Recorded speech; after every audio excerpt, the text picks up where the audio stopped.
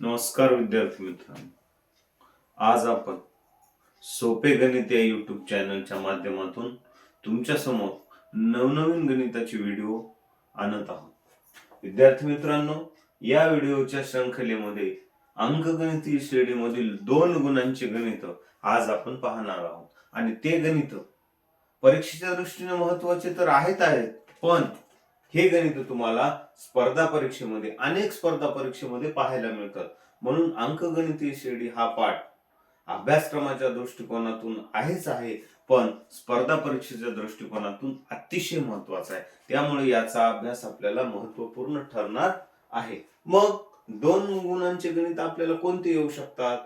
तर त्यामध्ये आपण मागच्या पिरियडला आपण बघितले की पद म्हणजे काय, पदाचा क्रमांक कोणता, n पद कोणतं, ए कशाला म्हणायचं, डी कशाला म्हणायचं. मग हे सगळं कळाल्याच्या नंतर आपल्याला एखाद्या अंकगणित श्रेणीतलं विशिष्ट पद काढता यायला पाहिजे.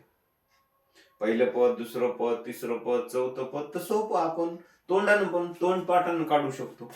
पण मर्यादेपेक्षा बाहेरचं जर पद विचाराच्या पलीकडचं काढायचं असेल, आता उदाहरणार्थ एखादी क्रमिका दिली, तुम्हाला विचारलं तिसरं पद सांगा, तुम्ही सांगू शकता. पण विचारलं 35वं पद सांगा, तर कुठपर्यंत विचार करणार? त्यासाठी आपल्याला एक सूत्र आहे. एका सूत्राच्या माध्यमातून आपल्याला हे गणित पूर्ण करायचे. मग ते सूत्र कोणतं आहे? तुम्हाला काय विचारलं त्याच्यावर अवलंबून आहे सूत्र. मग आता या ठिकाणी काय विचारले 2 गुणांसाठी? 9, 11, 13 आणि 15 ही अंकगणित श्रेणी आहे. त्याच्यातलं T15 म्हणजे 50वं पद विचारले म्हणजे TN, पदाची बेरीज विचारली म्हणजे SN. ह्या 2 गोष्टी लक्षात ठेवा. पद विचारलं की TN, पदाची बेरीज विचारली की SN. एवढा फरक कळाला तरी पुष्कळ झालं. मग आता या ठिकाणी पद विचारले, अगोदर तुम्हाला काय करायचंय? तुमच्या जो काय आहे, आता आपल्या ताटात काय आहे काय नाही हे तर कळायला पाहिजे ना. ताटातलं जर कळालं नाही तर काय वाढून घ्यायचं हे कसं कळणार? त्याच्यामुळे आपल्याला प्रश्नात काय दिले ते अगोदर मांडून घ्या. प्रश्नात दिले ए, प्रश्नात दिले डी. दोन्हीतला फरक कालच मी तुम्हाला सांगितला. 11तून 9 गेले 2. ओके. त्यानंतर TN म्हणजे 50वं पद म्हणजे n नाही ते, आणि काय काढायचंय? T50 काढायचंय. हे ज्याला कळालं त्याला गणित सोपं जातं बघ. काय दिले आणि काय काढायचे, काय दिले काय काढायचे, विषय मिटला. त्यानंतर मग म्हणून TN चं सूत्र, TN चं सूत्र काय? T50 बरोबर ए किती आहे? 9 अधिक n किती आहे? 50 वजा 1 गुणिले डी किती आहे? 2, म्हणजे 9 अधिक 49 गुणिले 2 म्हणजे 9 अधिक 92 18, हातचा आला 1, 2 8 1 9 98, म्हणजेच 98 आणि 9 किती झाले? 9 8 किती झाले? 9 8 17, हातचा आला 1, परत 9 1 10 म्हणजे 107. T50व पद किती आलं? मग 107 आलं. 50व पद किती आलं? 107. म्हणून T50 बरोबर 107. काय अवघड आहे का? काहीच अवघड नाही. त्याच्यात काय अवघड सारखं? तुम्हाला एवढंच कळायला पाहिजे, ही अंकगणिती श्रेणी आहे, त्याच्यातले हे घटक आहेत, हे काढायचे. मग टी काढायचे म्हणजे टीचं सूत्र TN चं. So simple. आता दुसरं गणित काय? ह्याच्यामध्ये आता पहिल्या गणितामध्ये तुम्हाला क्रमिका दिली, दुसऱ्या गणितात दिली का? नाही. तरी तुम्हाला काय काढायला सांगितले? टीच पदच काढायला सांगितले. मग मी काय म्हणलं तुम्हाला? पद म्हणले तुम्हाला कोणतं सूत्र वापरायचे? TN चं. मग आता TN चं वापरायचे म्हणजे मग या ठिकाणी ए बरोबर 6, डी बरोबर 3, तर T 64 काढा. म्हणून TN बरोबर ए अधिक कंसात n वजा 1 कंसाला गुणिले डी. मग T 64 बरोबर ए आहे 6 अधिक n, इथं n ची किंमत 64 म्हणून 64 वजा 1 गुणिले डी किती आहे? 3, म्हणजे 6 अधिक 63 गुणिले 3, अगोदर गुणाकाराची क्रिया, मग 6 अधिक 3 त्रिक 9, 3 सका 18, 189. मग आता 9 6 15, हातचा आला 1, 8 आणि 1 9, 195. काय आले? 364. बरोबर किती आले? 195. बघा, 2 गुण घेणं काय अवघड आहे का? तुम्हाला जर प्रश्न समजला तर तुम्ही इझिली 2 गुण घेऊ शकता, त्याच्यामध्ये कोणतंही दुमत नाही.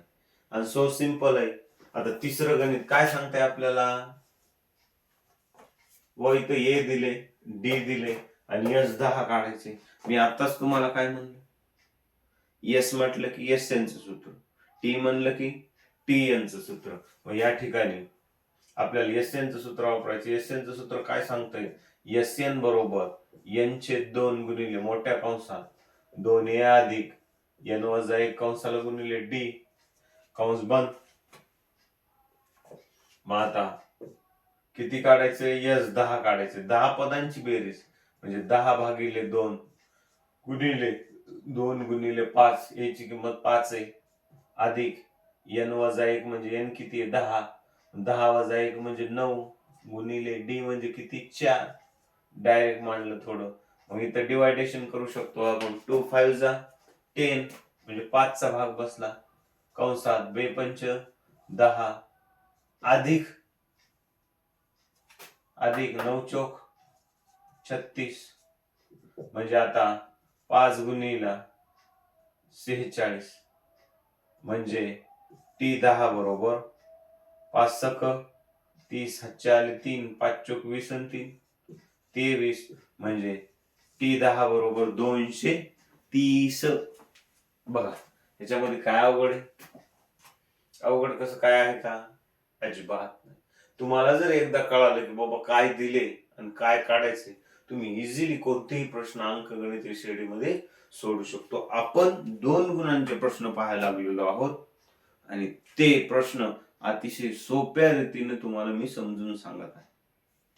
मग आता ही बघा, काय क्रमिका दिली का? नाही. तुम्हाला क्रमिका तयार करायची, असे गणित परीक्षेत बऱ्याच वेळेस विचारतात. मी एक नमुना म्हणून घेतले, याच्यानंतर पण मी असे बरेच गणित घेणार आहे तुमचे. 4 ने भाग जाणाऱ्या 2 अंकी संख्या किती? 2 ह्याच्यात अट दिली, क्रमिकेची अट. अशी क्रमिका की जिला कितनं भाग जातो? 4 न, पण ती संख्या किती अंकी? फक्त 2 अंकी पाहिजे. मग पहिली 2 अंकी संख्या किती आहे? 12. 10 ला 4 न भाग जात नाही ना, पूर्ण कुठं जातो? दशांश राहतो ना. दुसरी 16, तिसरी 20, चौथी 24 डॅश डॅश डॅश. आता सगळ्यात शेवटची 2 अंकी संख्या 99. आता 99 ला जातो का? नाही जात. 96 ला जातो. 96 ला जातो ना. 4 दोन्ही 8, 1 उरला 16 झाले, 4 चौक 16. गेला का नाही? ओके. म्हणजे शेवटची 2 अंकी संख्या किती? 96. ही झाली क्रमिका तयार. आता ह्याच्यातून आपल्याला काय काढायचे? ए काढायचे, डी काढायचे, एन काढायचे, टी एन काढायचे. ह्याच्यात या क्रमिकेत काय दिलेले ते काढायचे. या क्रमिकेत दिलेले ए किती? 12. डी किती? मी म्हणलं ना, काय म्हणलं? पुढल्या पदातून मागचं पद वजा केल्यावर काय राहिलं? फरक राहिला. 4 राहिला का नाही फरक? त्यानंतर शेवटचं पद आहे म्हणजे त्याला टी एन म्हणायचं. किती? 96. 96 टी एन आहे. मग या ठिकाणी काय करायचंय? एन काढायचंय. टी एन आहे मध्ये एन किती पद आहे? ते 96 माहितीये का? तेच काढायचंय ना.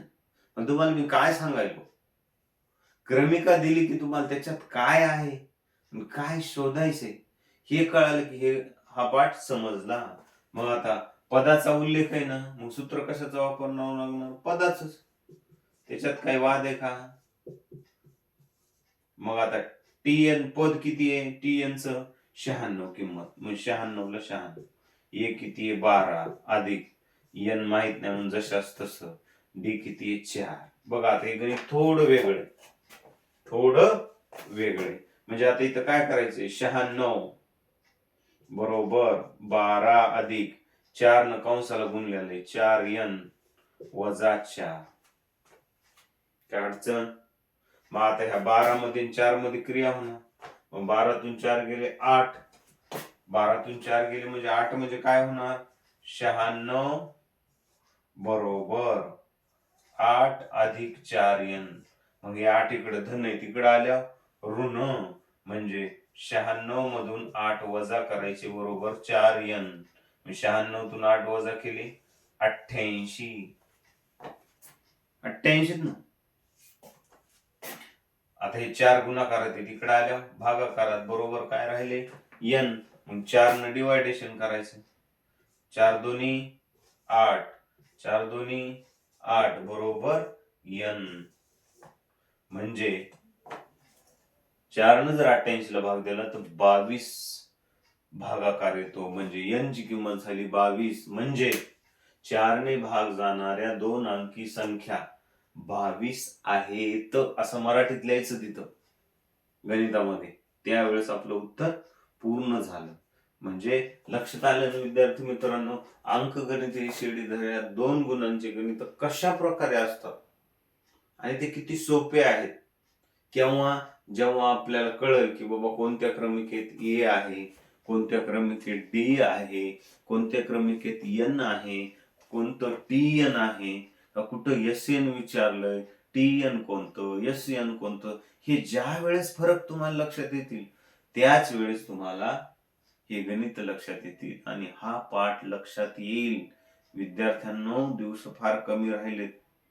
तुम्हाला डोळ्यात तेल घालून अभ्यास करावा लागेल आणि गणिताचा अभ्यास हा सर्वात महत्वाचा असतो.